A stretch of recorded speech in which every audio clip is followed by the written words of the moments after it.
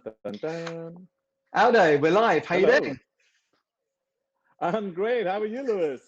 Good, good. Last week we actually were live face-to-face in our office, and today Yes, video. we're mixing it up a bit now. We're doing a bit of live face-to-face and a bit of live stream.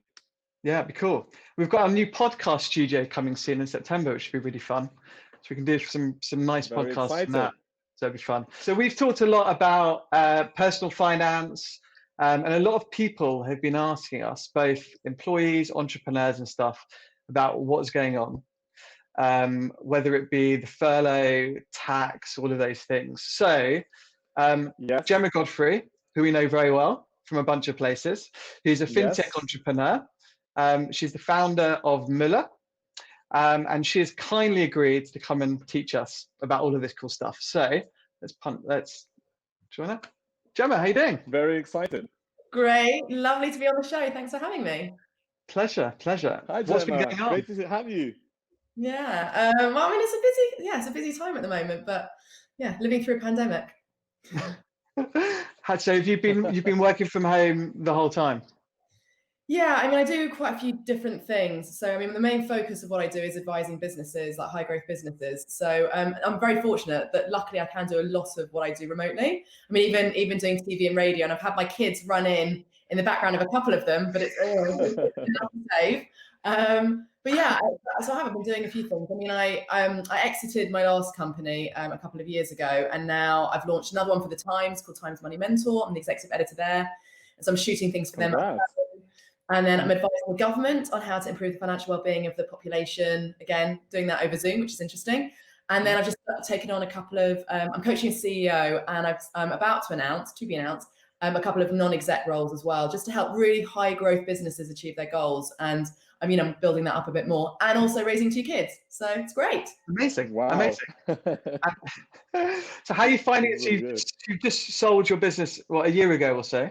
No, gosh, it's quite a long time ago now. So basically I founded it in 2015 and then I sold it in 2018. So I exited for 3 years, and then I stayed on for about a year, just to make sure, the team and the technology, were fully integrated. And then that was it. So I left, it would have been last November now. And then in January launched Money Mentor, so Times Money Mentor, which is a website to again help people with their finances, lifestyle driven. And again, that's going really well. And I just realized that, having built 2 businesses, I want to help other entrepreneurs out there really, because there's a lot of what I learned the hard way. And if I can pass that on, to help people understand what is it customers want, building a brand, launching something new, managing your cash flow, every entrepreneur gets worried about running out of money. Like, actually, how can you hit those milestones that you need to raise the next funding round? I mean, I did about 2 rounds of funding in my first business, got authorized by the regulator. So like I said, a lot of painful lessons. Yeah. Pass on and help other people learn. Amazing. Great learning experience to go through all of those things. Yeah, that's my way to put it. No, it was. So, Gemma, can you tell us, please, how effective you think furlough has been? I mean, I think the furlough scheme has been a lifeline for companies and employees, because ultimately, as soon as things shut down, people are going to lose their jobs. So having the government come to the rescue and be able to, fund people's jobs has been fantastic. However, the difficulty is that it's been one size fits all.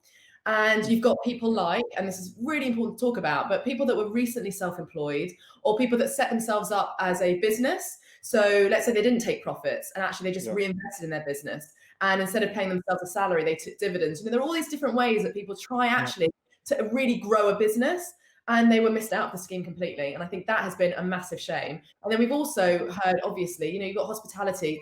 Not every sector is the same. And people that work in hospitality obviously struggle a lot more than people that work in, let's say, very tech savvy firms that can work from home. So I think, on the one hand, what else could the government do? They had to just throw as much as they could at it quickly, fast, and implement it quickly.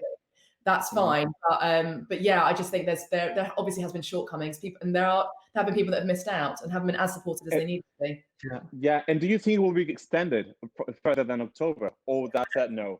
I don't know. I don't think so. It's a good question, but the trouble we have is that the government has already started to wind it down. They then brought out a new package a couple of weeks ago, and it was very much, this is it, and they didn't mention extending it.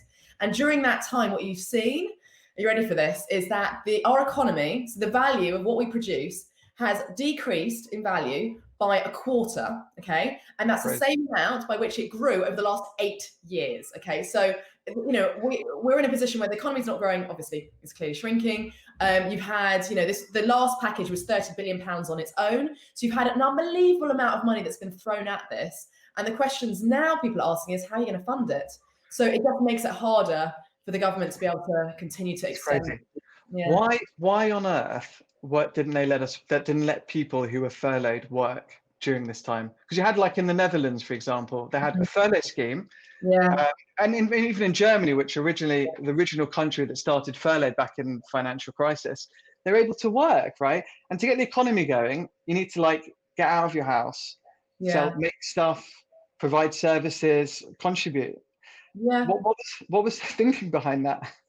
Oh, okay. Well, I don't know to justify. I think it's a great question. I think it's a great question. I mean, the reason for the furlough scheme is to save jobs. Yeah. It wasn't to force people. I don't know. Maybe it's to try and encourage people to stay at home. But as you said, a lot of jobs you can do from home and that still need to be done at home. And actually, if you read the small print, this is interesting. If you read the small print of the government policy, and they said you couldn't work for the employer that furloughed you, but there was nothing to prohibit you from working for other people. And you had to be available for training from the original employer. You had to be able to go back to your original job. So actually, that makes it even more confusing. So actually, you were allowed to work, which is not for the employer. Yeah. Well, I think, and correct me if I'm wrong. So this month and the subsequent months, you're able to bring furloughed employees back part-time. Yeah, I mean, that's what the government is now trying to do, is exactly what you're saying. So the great Prime Minister in waiting there. What they're trying to do is they are trying to get people, encourage people to come back to work. And the way they're doing that is saying that the split between employer and government needs to change. Now, when we say government, it's our money, it's taxpayer money. So it's either the employer or us as a taxpayer that has to pay it. And again, here's the big challenge. What they're doing is they're saying, fine, as an employer, you have to bring them back, and they should be encouraged to be brought back. But a lot of companies can't afford to bring them back. And they even put in, I think if there was a bonus system, again, a couple of weeks ago, they said, we'll give you a bonus if you bring people back to work. It's like £1,000 per worker. But actually, the problem is that's a great bonus for people that were already going to be brought back. So I'm just putting, think of yourself as an employer, right? Great, you're already bringing back X, Y, and Z, you'll bring them back. But if there was somebody who literally you can't afford to bring back, who actually it would put everybody else's jobs at risk, it put the whole company at risk, you can understand why £1,000 to take on a salary that's going to be 10 times 100, whatever it is, however much multiples of the size, that's not going to be enough to encourage them. So it is a really tough situation out there, I think. It's tough. I mean, given the job me and Aldo do, we've been doing 2 days a day, 2 hours a day, just helping people if they need to help with their CVs, advice, finding a job in this time, which is a crazy time to look for a job. And unfortunately, there's just been so many people that have found themselves in a tough spot through no fault of their own, right? It could have just been in the industry, the company. And I think as furlough starts to ramp down as well, we're going to see a lot more people in that scenario. Yeah. And what's the jobs market been like then? Where have the opportunities been? Or So, as you touched on, it's really variable across the economy. So you've got a company like Amazon who have hired 150,000 people during the pandemic globally. Obviously, Ocado and these types of companies have been doing great. Quite a lot of technology companies have still been hiring. Interestingly, salaries have been going up in that kind of space because they're still in really high demand. And then you have hospitality, airlines, catering. Everything related to it. So yes, people. I think the message from us anyway is people are hiring, but it's very variable. And I mean, the number of jobs in the economy in the UK certainly is right down. And that LinkedIn have just announced they're making 960 people redundant. So it's partly because of recruitment figures are down because they get a lot of their revenue from advertising and stuff. So, and you think about the car rentals like Hertz. I just heard that they went bust. Hertz that they've been trading for 100 for a century. They went bust. So you've seen companies you would never thought about going through this situation. So that's going to put a lot of people's jobs at risk. It's true. I think it's also going to change the whole jobs market, and the way people view their job as well, which is, if you go to a company that's been around for that amount of time, you are assured a level of security but actually you're not anymore. I think people are going to have to take their own careers into their hands. Yeah. You're completely right. I think job security is a myth and has been for a while. Yeah.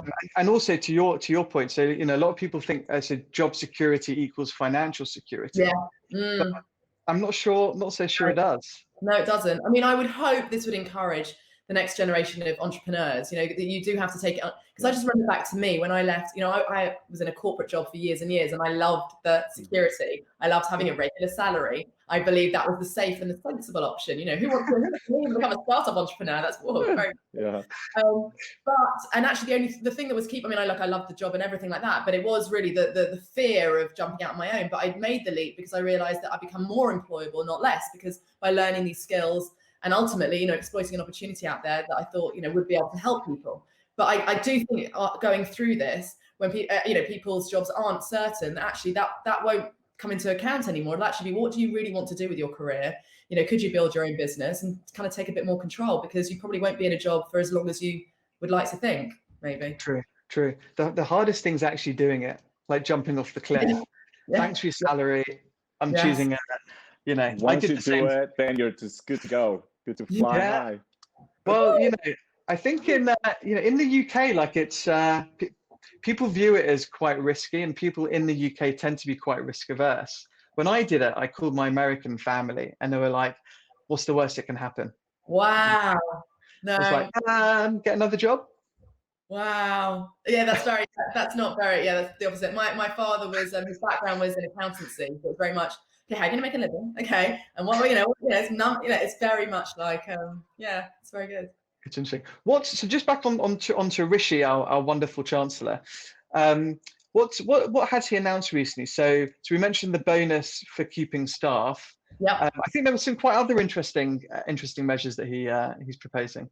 Yeah, he did. So, okay, let's put that to one side. That was a bonus for job retention, bringing them back. There was also, I guess, the other three things that were quite interesting. One was about stamp duty, one was about VAT, and one was about extra money, when you go out and eat. So the stamp duty one was that there's a greater holiday. So you don't have to pay stamp duty up to £500,000, house worth up to £500,000. And before that, it was a lot less. I think it was like about £300,000. So, and the view there was to try and encourage people to buy property. I think the challenge with that is that we've seen in the past that sellers are very savvy at asking for more money if they think a tax cut means you have more money available. So, let's just think about that. And also, they know this stamp duty holiday at the moment is meant to expire, I think it's March next year. So they also know you're to buy. So that won't necessarily have the impact it's meant to. Also, it's much harder now to get a mortgage, and also larger deposits are needed. So it's actually harder still to be able to get on the property ladder anyway. The second one was about VAT. So it was a help, basically it was trying to help the hospitality sector. Yes. It was a cut on the VAT for food and non-alcoholic drinks. But again, that's not really for consumers, because I think a lot of companies are going to subsume that themselves. Just to try and survive. So we'll see about that. Okay. But there was another one which is called Eat Out to Help Out, where you get a discount on eating out up to £10 a head, woohoo, between Monday and Wednesdays.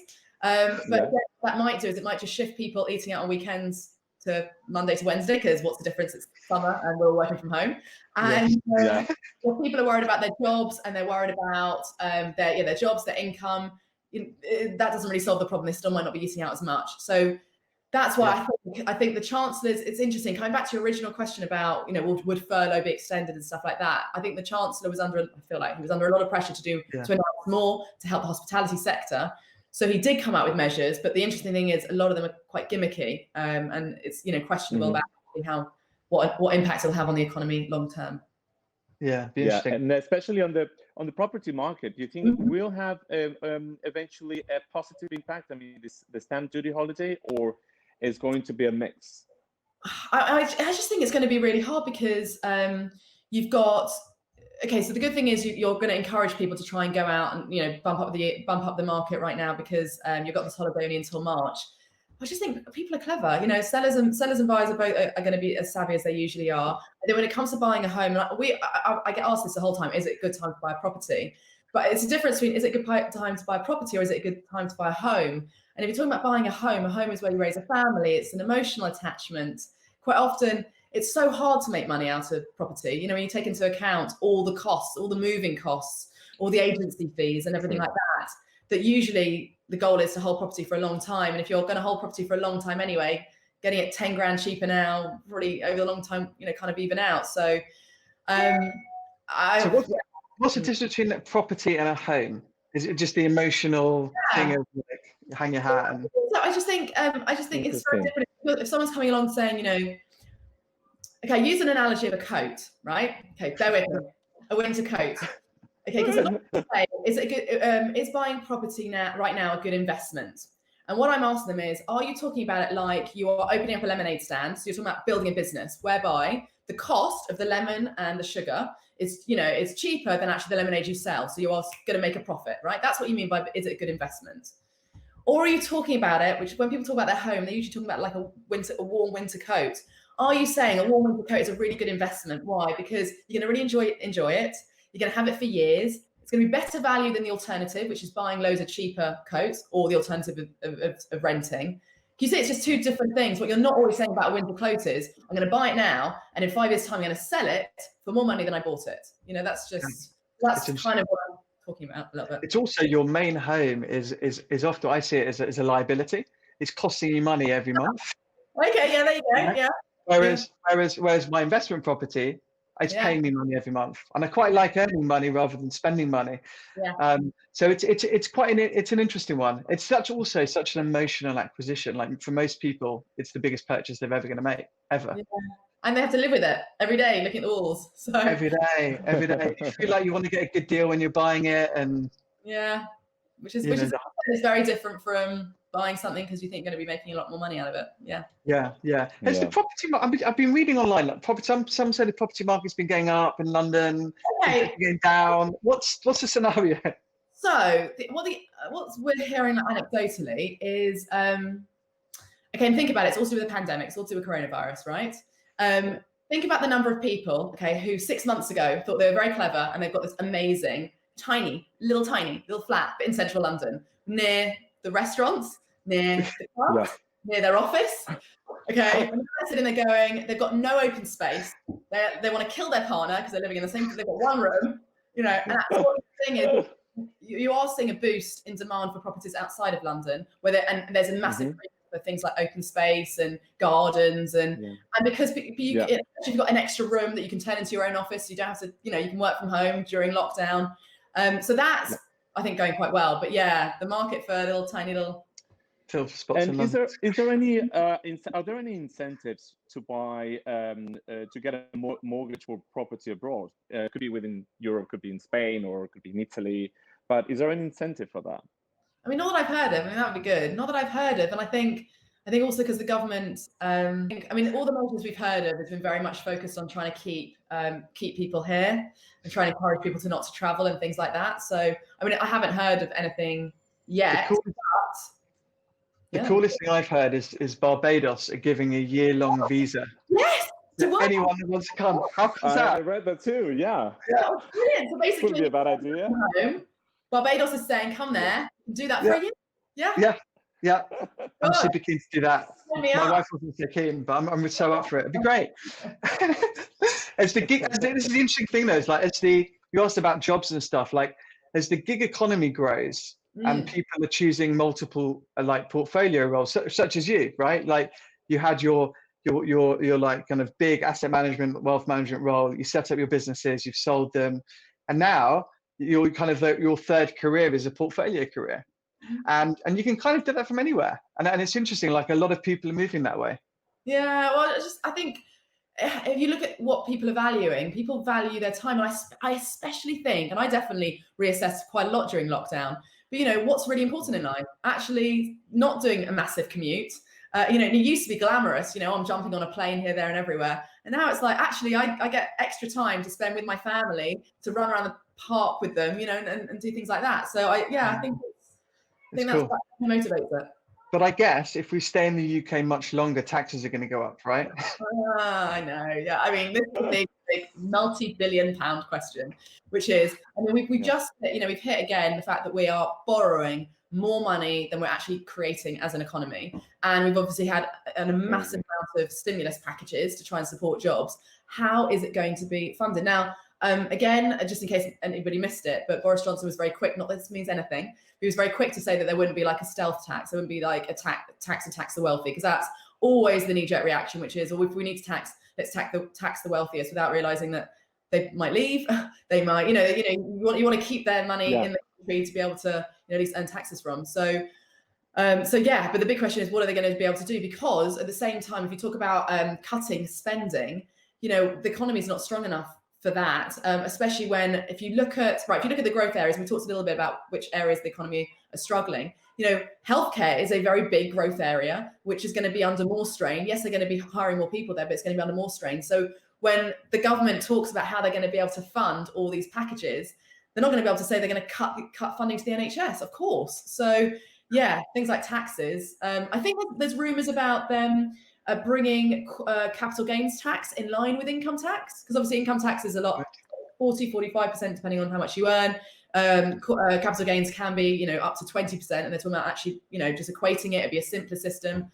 I mean, look, there's loads of complexity around it. People have obviously careers called accountants, trying to work through all these different complexities. So but I think at the moment that's one of the priorities for the government, is to work out where to get some money back. Yeah, I just want to say that people now they have to look into their finances, and they get quite overwhelmed by personal finance. Now they have to readapt to whatever the situation might be in the future. Where should people start when it comes to that? Well, I mean, I think you hit the nail on the head, which is just to start. The most overwhelming part is to just go, okay, I'm going to figure out. It's actually just figure out your finances.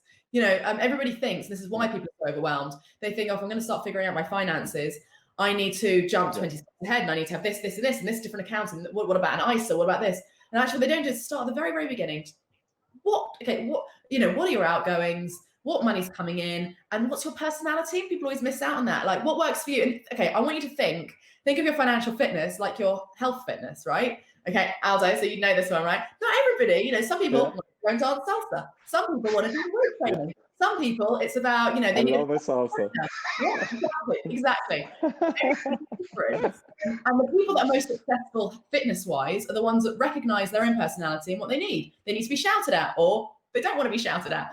And it's the same thing with finance. I really believe that. Like, it's about, understand. The first step is understanding your own situation, and and actually what's going to motivate you. Some people, it's about reining in the spending. Some people, actually, to be honest, it's about, they just need to work out how to make more money, or get a side hustle or something like that. But yeah, it is really about taking control in the best way possible that will be the most sustainable way longer term.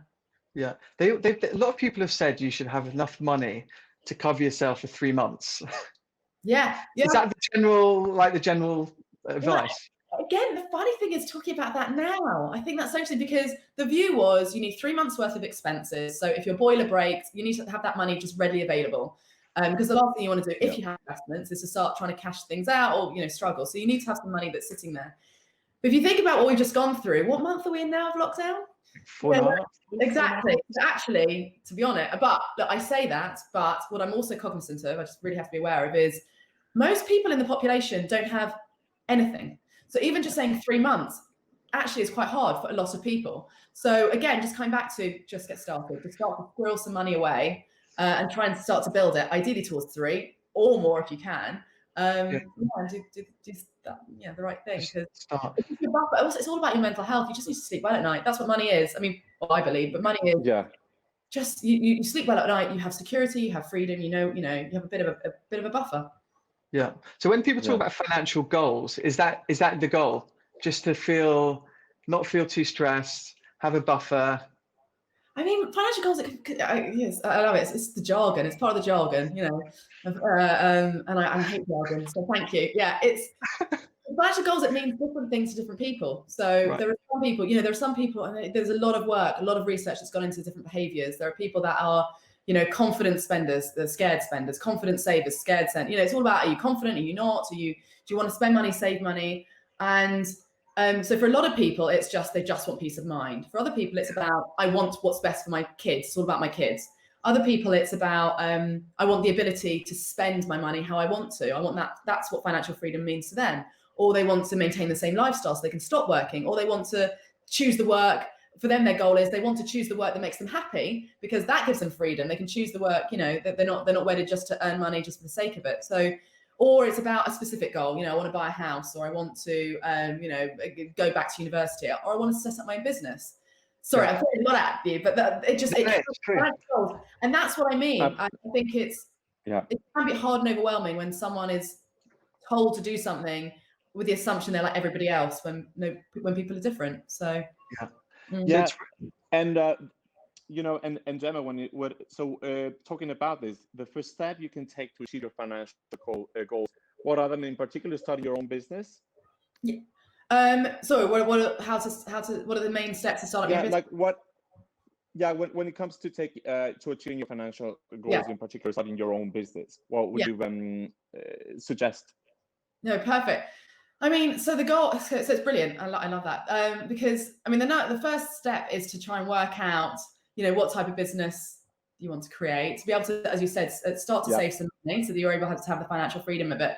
But ultimately, and I'm just thinking back to when I started mine, which, as I said, it was kind of thrown in my face. You know, I just thought I wanted to stay in the corporate world. But it's really about identifying a problem that needs solving. So it's not about, I'm going to be really clever and start and create a product that I want to sell to people.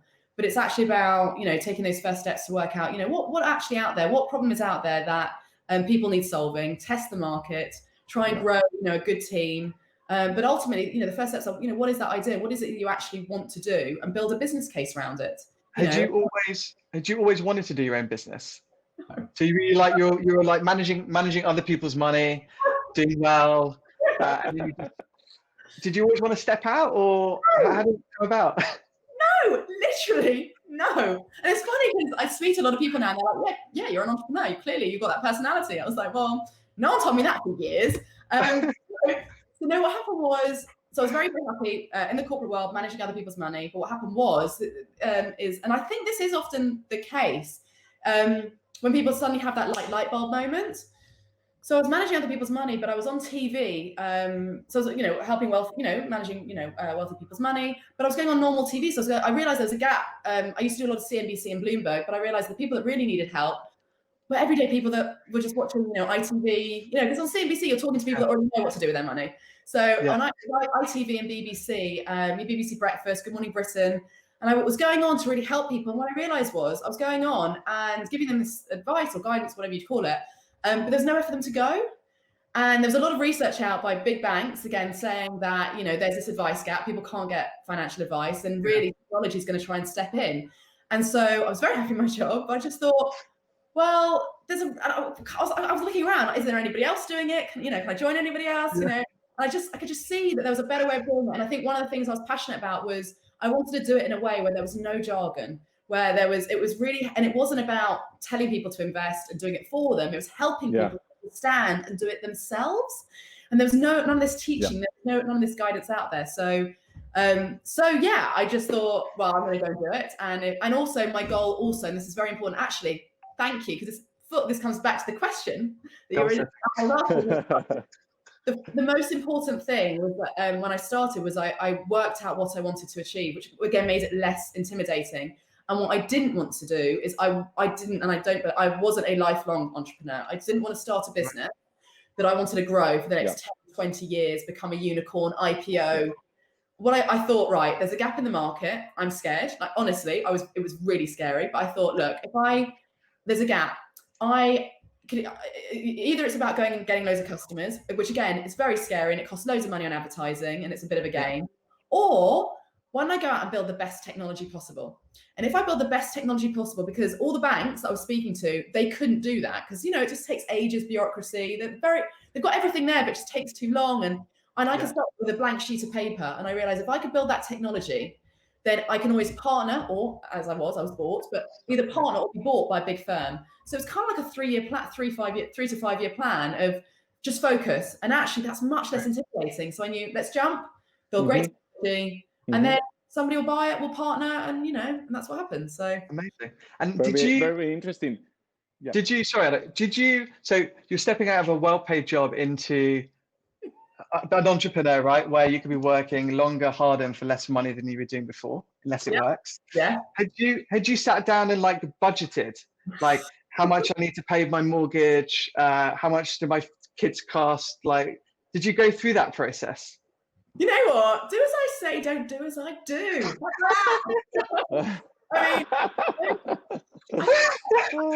I kind of did to the extent. I did to the extent that I had savings, and I did to the extent that I also I had one child, and I hadn't got a second. And actually, my calculation wasn't what do I need now. Actually, my calculation was I'm going to need all of that in 3 to 5 years' time.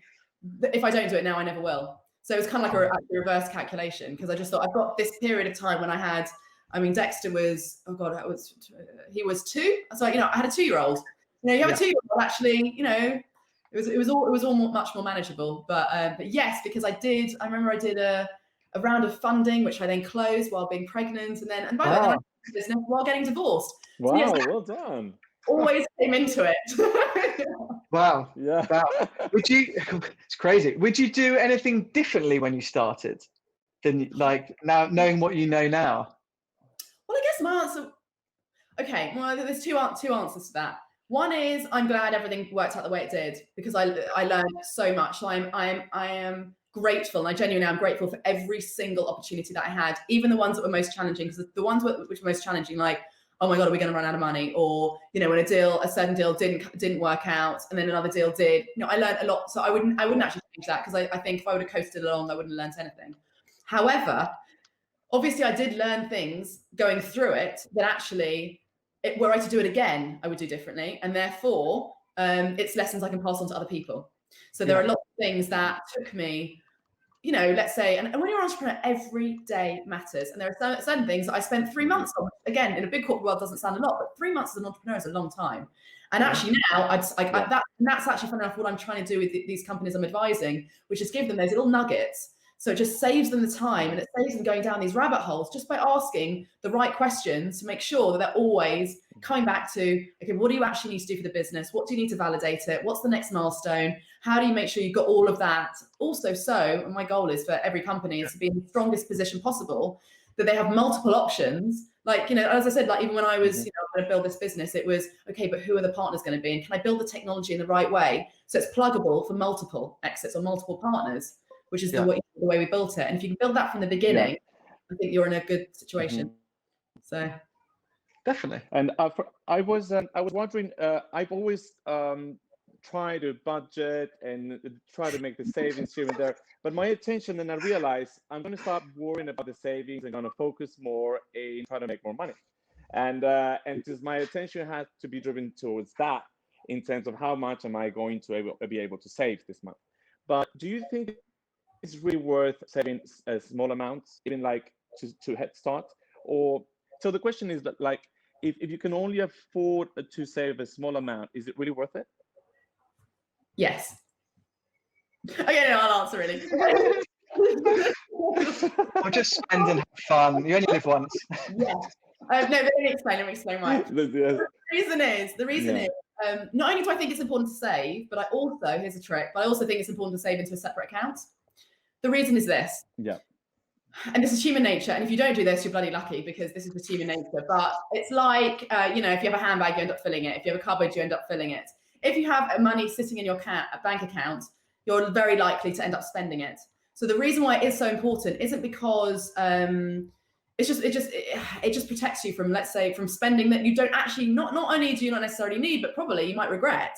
So the thing, getting into a good habit, fun enough, just saving an amount when the money comes into your account in the very beginning. Because look, Warren Buffett said this isn't even like I'm reinventing the wheel here, but it was the theory of, spend after you save, rather than what most people do. It's a human habit, which is you get to the end of the month, and at the end of the month, you look at what you've got left over. And usually, like I said, actually, you're out. Oh, I've got that extra money to spend. You'll just spend it. So if you're lucky, you've got something to save. But no, I do think and also this is, again, really, really important point, just about financial, well-being. the early years are when you don't think about things like this, but the early years are the most powerful. Again, this is well known, but you take a little bit of money now, right, and you save it and you invest it, or it just grows interest rates are low now, but let's say you invest it, and it grows and it grows and it grows, and you're just leaving it. That little bit of money will grow. The bit that it grows will grow, and you're growing the growing amount by growing amount. By the time you retire, that could be the difference of tens of thousands of pounds just by small savings early on. Whereas if you wait till then, because you said you don't need to, at that point to suddenly try and drum up that amount of money from out of nowhere is very stressful. So it's ironic, but the time which you are least likely to think about it is the most important. But even think you're not many people are going to offices anymore. I mean, the amount of money I'm saving on not buying a flat white 2 or 3 times a day. It's crazy. Avocado on toast. Millennial. That's avocado on toast. I mean, I need to remember to save that money, not spend it on other stuff. But I think right now, if you're employed, you've got more money than you did before. Mm-hmm. If you are lucky enough to have a well-paid job, that financial security, job security thing we're talking about. But it's interesting, if you think about it, are you saving that money or what are you doing with it? That's an interesting question. And obviously interest rates are so low right now. Mm-hmm. It's interesting. You're almost guaranteed to be worse off if you leave your money in cash. It's not doing anything. But why not just ask yourself those questions? Because if you ask those questions, you get the answer of, what is my personality with money like? Oh, okay. That's where, either that's where it's going or that's where it's saving, or I'm not thinking about it. But no, in this environment, we're not in the environment where you just leave your money in a savings account and it just generates interest and it grows. Yeah. And actually, at the same time, the concept, again, an important concept. If your money's not growing, I'll tell you what is growing, and that's the cost of living. You go and you just buy the same food a year later, even if you can't really notice it as much, it is still more expensive. If your money isn't growing, it's not going as far, and you're worse off. So we are under even more pressure to do the right thing and put our money to work if we have anything, because life is getting tougher. Yeah, no, that's true. If for those that are worried about maybe being made redundant as the furlough scheme ramps down, is there anything they can do, like almost a financial health check, of things that they can just tighten the belt a little bit? Yeah, the funny thing is, it's like I've used a lot of analogies in this, but but it is like you're in a boat. So honestly, we're gonna have lots of jokes about this. Anyway, I'm going for it. Go for it. It's like you're in. It's like you're in a boat, and there are little tiny holes, and it's those leaks. You know what I mean? Or actually, rubbish. But you know what I mean? It's like you've got a cup of water. It's little leaks where the money's coming out. But actually, all of us have leaks. All of us do. And if you plug them, it can make a real difference, especially if you're worried about redundancy. So what I would say is, if someone's worried about being made redundant, what you're actually worried about is you're worried about the unknown. Because if you think about it, if you had loads of money sitting in the bank, you wouldn't care. You wouldn't care about being redundant. And most people aren't in that situation. So what you want to do is you want to take control where you can, because it's really the fear of being completely out of control and being at the whim of somebody else that is unbelievably scary. So in terms of a health check, the first thing to do, and it is as simple as this, right? I'm not even going to recommend apps. There are loads out there. I would say just go and get your bank statement. Take 1 month's bank statement. That's all you need to do. And honestly, that's also something that I do. And you just go through it. And it is, even for me, like I say, do as I say, don't do as I do. But even me, I go through it and I'm like, oh God, I didn't even know that turned into a subscription. There's things that little things that tech things I use, and you do the free trial, it automatically goes to a subscription. Or, oh, I didn't know I was paying that. And you can downgrade packages. So it's called, it's like switch, shrink, cut. That's the thing. But you basically, what packages? What can I cut? What can I move on?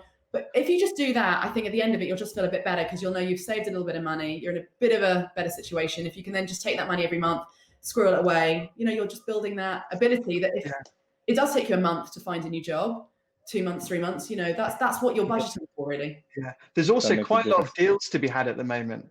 Like Virgin, Sky, they're all renegotiating. Also, if your insurance is coming to an end, home insurance, contents insurance, make sure you call round, because insurance companies are increasing the price. And there are so many websites. If you go on your phone and look at the apps you're subscribed to, even if you're paying £3, £4, £5, there's a whole list. And you're thinking like, I didn't even know I was subscribed to this. And I won't even tell you, because even during the lockdown, it's so easy to get an ad on Instagram, whatever, and you subscribe to it and you forget to remove yourself from it, and you end up paying £100 a year. Well, this is my case. That's what I did. But every little bit adds up. Absolutely. Yeah, exactly. I mean, like, I've actually, when investing. Yeah, go ahead, Lou. Sorry. I was going to say, like, during lockdown, I found out I've got Disney Plus, and Disney have done amazing with that. The timing was perfect. Incredible. They got what was it? They got 50 million subscribers in the same amount of time that it took Netflix years. It was like in a couple of months. Years. Unbelievable. And they priced it well. It's only £45 before there was a little offer. So you're like, okay, I'll get that. And then I've got Netflix as well, and I've got Amazon Prime, and I've got Sky of, you know, and you can't stop. You've got kids though. You can tell you've had kids during lockdown. That's all I can say. I've had kids. But I sat down and did what you said, actually. I went through my statement. Yeah. Half of the things I didn't even recognize. So you have to like Google what and just went through everything. It's just a really good exercise to go through. Yeah, I find, and I know Aldo did the same. And, well, I tend to group. I do it in a weekly basis. So I group by days, and I see sort of the trend. So my Friday is like, oh my God, what is this out of trend? What happened? So I go in item by item, and like, okay, I need to behave next weekend if I want to just make it through to, you know, by the end of the month. But when investing, Gemma, what should you be wary of? And investing in general, could be stocks, could be property, could be, what should you be wary of, you think?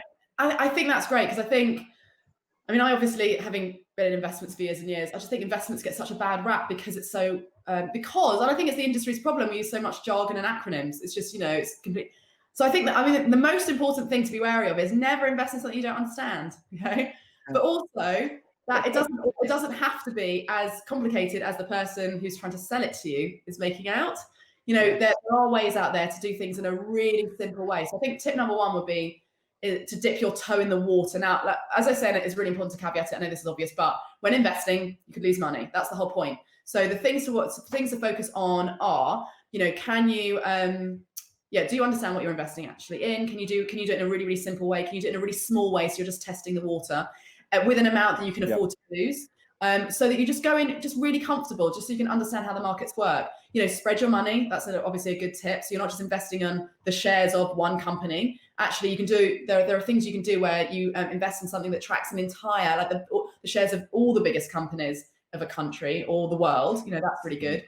And watch fees, because I think the important thing there is, you know, if you're paying a certain amount of money in fees, you have to make more than that to make a profit. So anyway, that's a few different tips, but also, and actually final one is just like, and it comes back to, again, know yourself. If you're somebody who will lose sleep at night if you see anything fall in value, investing isn't for you. But there are other people that, you know, also there are other people at the other end of the spectrum. If they can't make a huge amount of money one day and lose another amount, they're not happy either. So, you know, they want to go in high risk things. So it's just understanding your own personality, understanding what you're trying to do it for, but really starting off really small, really simple, keep it simple, but just get started and see what it's like, really. Yeah. Let's finish off with starting a business. But before we do, I just wanted to touch on, we talked about budgeting and stuff, but for individuals, I think it's important also to discuss for business owners. Yes. Because I'm a business owner. I've got a bunch of friends that run their own businesses too. Mm-hmm. And it's really good to have a support network. And so a lot of the time, you know, you call a fellow business owner and you talk about, you're going through the same things. Yeah. And so a lot of people, you know, there were a bunch of different loans that you could get. So it's like the bounce back loan and the other one, C-bill or whatever it was called. But I think the most important thing I did once it all happened was just, again, I went through my bank statements for my company, my profit and loss account, or we've got zero accounting, however you have it. And we just went through and we saw where we could reduce cost. Yeah. What subscriptions we might have. Yes. You know, and I think that's just as important if you're running a business than. Yeah. I mean, that's why I love what I do, because every tip I give people, I'm always like, oh, wait a minute, that could apply to your business. Or I go, oh, that could apply to you personally. Because it is a very similar thing. And I think just to actually add, because I think, by the way, that's an amazing exercise. Another little angle there that could help, and this is something that, you know, I went through in my business, I found really helpful, is to understand the flexibility within your cash flow statement as well. So on the one hand, as you said, of course, try and knock out the things that you don't need, right? And reduce costs where you can. But another thing to do is understand all of the terms of your suppliers as well. So to understand what notice periods you've got for certain costs, for certain utility providers, office space, or or certain different, let's say contractors and things like that, to understand that flexibility. Also understand the flexibility of your staff. There are some people that want to work part-time. There are some people that want to take on more work, and actually all of that enabled me. What I did is I built, love a spreadsheet, but I would build a plan. I know I seem like all of this, but I'm very geeky. I always, you have a plan A. This is how I'm running my business, okay? Or actually, I always had like this is what you tell shareholders. This is how you're running the business. This is the spreadsheet that keeps you, enables you to sleep at night. But also, shareholders do like to see that one. How thin, how narrow could I get my firm? How could I actually manage my costs all the way down to whatever? And then you've got that buffer. That push comes to shove. And actually, how could I reduce it over time? So you've planned out plan A, plan B, plan C. And it means that, look, you may never execute plan D or whatever it is, but you know what you would do in that scenario. And as I said, quite often being an entrepreneur, the biggest fear is fear of the unknown. And the more that you can plan for it, and the more that, especially when you're dealing with, talking to shareholders, advisors, or whatever, you can say, listen, this is how I'm running it. This is how I could run it. And therefore you can see I have a buffer there. And these are the levers I pull. I think that it puts you back in the driving seat. And I think that's very important. Yeah. It's so important, and a lot of small business owners don't do that. Like a lot of, because when you're running a small business, you're like the finance guy, the sales guy, the HR guy, the cleaner, and then when you start hiring people into these different jobs, you start to build a business.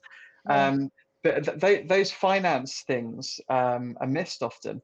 It's important to do. Really important to do. It's important also, the whole firm looks to you to understand the health of the business. And they need you to be in control and to be calm. And ultimately, if you are there to protect their jobs, it's better for you to know, listen, I know I can protect their jobs because actually I know that we've got these extra 2 office spaces, or I know I can move from that office space to actually we could just move people, worst case scenario, working from home. So we know that works. And actually that will save us that amount of money, which saves that job. It's things like that, just that flexibility I think is really important. Yeah. So like take a breath, don't make rash decisions, and just look at the. And we've seen that. I mean, the toughest thing in this environment was something happened very quickly. And actually the best thing to do was take a step back, plan for it, manage it.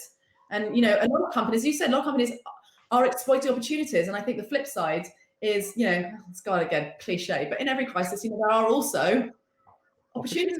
And the more calm you can remain and the more focused you are on testing the market, the better you are at adapting. And I know they always say adapt or die, but in this environment, it's very, very true.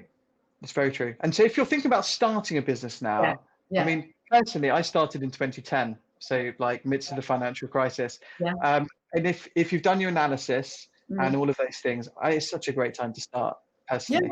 I absolutely agree. I think lots of opportunities out there, right? Exactly, because I think what we've seen is customer needs have changed.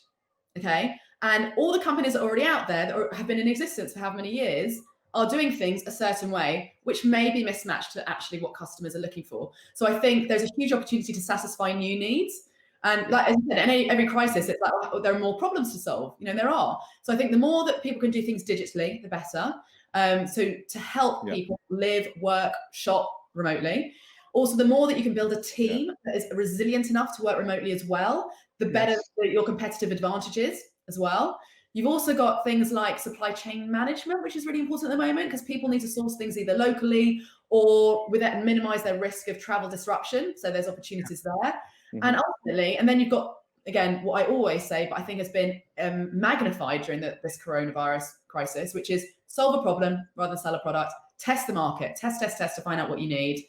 Keep it simple. So And I said this, funny enough, I said this the other day to somebody that I was, to one of the businesses I was advising, which is, if you're saying to me that you need, that there's a great product that you need to educate people on, you've lost me, okay? No, you need that validated. What do you know people need? Keep it simple. Make sure you can satisfy it. You can teach them later on.